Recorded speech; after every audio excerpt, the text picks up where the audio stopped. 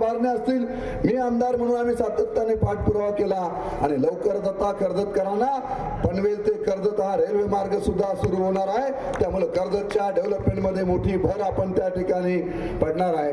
अशा पद्धतीने आज कर्जतची आपण डेव्हलपमेंट करत असताना माझा व्यापारी बांधव या ठिकाणी आहे, सर्व माझे व्यापारी आहे, मी सुद्धा आपल्यातलाच एक व्यापारी आहे। सुरभी ज्वेलर्सच्या माध्यमातून मी व्यापारी म्हणून उदयास आलो। साऱ्या माझ्या व्यापारी बांधवांना बरोबर घेऊन खोपोली असेल, कर्जत असेल, माझ्या संपूर्ण परिसरातून सगळ्या व्यापारी बांधवांना एकत्रपणे घेऊन वज्रमुठ केली।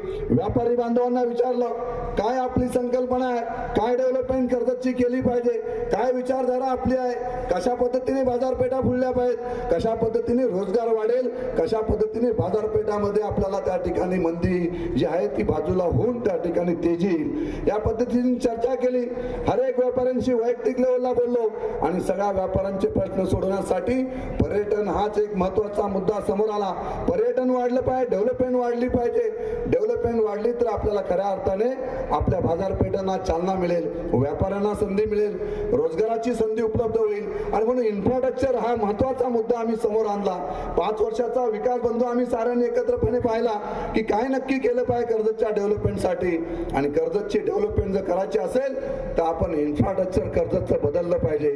आणि याच पद्धतीने आपण सारेजण पाहताय की चौक ते कर्जत या रस्त्याला 100 कोटी रुपयाचा निधी मंजूर करून आणला आणि आज कर्जतच्या डेव्हलपमेंटला चालना देण्यासाठी कर्जत ते चौक हा रस्त्याच्या माध्यमातून रेड कार्पेट आपण टाकलेला आहे। हा रेड कार्पेट यासाठी आहे की माझ्या कर्जतमध्ये या, मुंबईकरांना कर्जतमध्ये या, पुणेकरांना कर्जतमध्ये या, गुजरात असेल, राजस्थान असेल, आजूबाजूची जी राज्य असतील या साऱ्यांनी माझ्या कर्जतमध्ये यावं, कर्जतमध्ये डेव्हलपमेंट कराव्यात। आम्ही तुम्हाला प्राधान्य देतो। कर्जतमध्ये डेव्हलपमेंट आल्या तर माझ्या सर्वसामान्यांना त्या ठिकाणी रोजगाराची संधी मिळेल, तर माझ्या व्यापाऱ्यांना त्या ठिकाणी उद्योगामध्ये संधी मिळेल। हे विजन ठेवून आम्ही या कर्जतचं काम केलेलं आहे, या कर्जतचा विकास केलेला आहे। अनेक लोकांनी मला त्यावेळेस म्हटलं गेलं, व्यापाऱ्यांना सुद्धा सांगितलं की जर हा महेंद्र थोरवे कर्जतचा आमदार झाला तर व्यापाऱ्यांमध्ये कर्जतचं बिहार होईल, व्यापाऱ्यांना त्या ठिकाणी हप्ते द्यावे लागतील। माझ्या कर्जतच्या व्यापाऱ्यांना मी या ठिकाणी जाहीर आवाहन करतोय, एकही व्यापाऱ्यांनी सांगावं की 5 वर्षामध्ये या महेंद्र थोरवेंनी एकतरी व्यापाऱ्याला या ठिकाणी त्रास दिला असेल तर मी आपल्या समोर या ठिकाणी शरणागती पत्करून मी माझा राजकीय संन्यास घ्यायला तयार आहे।